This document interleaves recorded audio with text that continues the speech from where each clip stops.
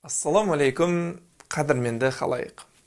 Бірде имам Шафиғи шәкірттерінің бірі Жүніспен бір мәселеде таласып қалады.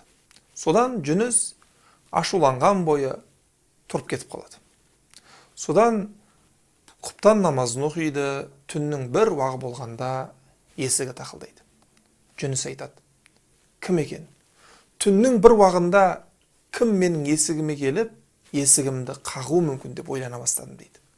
Есіктің алдына келіп, кім бұл десем, Ідрістің баласы Мұхаммедпін деп айтты дейді. Содан өзім танитын бүкіл Ідрістің балдары Мұхаммедті ой елегімнен өткізіп шықтым дейді. Пәленшесі ме екен? Жоқ. Анау ме екен? Жоқ. Мынау ме екен? Жоқ. Кім келуі мүмкін деп. Есікті ашып қалсам, ұстазым имам Шафиғи тұр дейді.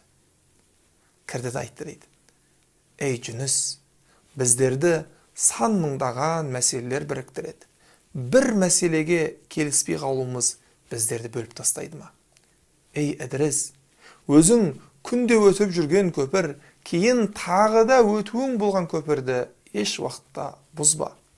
Ей Ідріс, қалағаныңша пікірге сын айт, бірақ пікір иесін құрметте. Ей Ідріс, күнәні шын жүрегіңмен жаман көр, бірақ бар болмысыңмен жаман көр, бірақ күнә істеушіге мейірбан бол.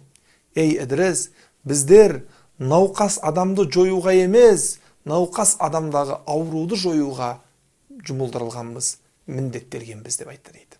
Ағайындарым, осынау имам Шафиғидің насихаттары бүгінгі күнде өз өзегін, өзінің маңыздылығын жоғалтпаған, бәлкім маңыздылығы арту үстіне арта түскен заманда тұрмыз.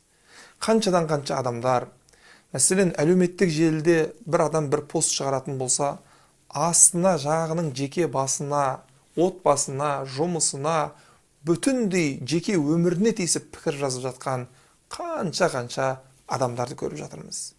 Бұлай жасайтын болсақ, халықтың арасы бөлініп алауыздана түседі. Халықтың арасына іріткі түседі. Немесе жай ғана біреумен пікір таласып қалса да, айтысып қалса да, осы мәселе айтысу, талас тартыс сол жаңағы пікірдің шеңберінен шығып кетіп, жеке басқа барып, бір-біріне қол жұмсауға, бір-бірлерінің жүрегіне ауыр тиетін былапыт, жаман, боғауыз, боқтау сөздерді айтуға барып жатады. Жоқ, олай жасамауымыз керек. Біздер әрбір адам екінші тараптың ойын құрметтеген халде, егерде ол адамның ойында қандайда бір қате кемшіліктері болса, ғылыми тұрғыда әдеп шеңберіне шықпаған халде, бұлайғанда әдемлеп тұрып жеткізуіміз керек. Бірақ еш уақытта жеке басқа тиіспеуіміз керек. Сіз таласатын адам, сізбен пікірі келіспей қалған адам, ол биліктің ең биік эшелонындағы адам болса да, немесе ең жағы қарапайым адам болса да, бәрібір оның жеке басына тиіспестен оның пікіріне сынауға құқылысыз. Бірақ жеке басы әрқашан қадірлі, қасиетті ұғым болу керек. Хаза валлаху алям, саллаллаху аля набийна.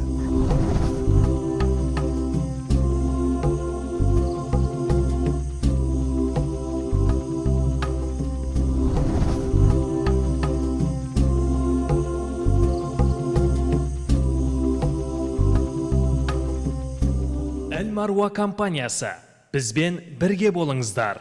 Қажыларға жасалған қызмет біз үшін мәртебелі құрмет.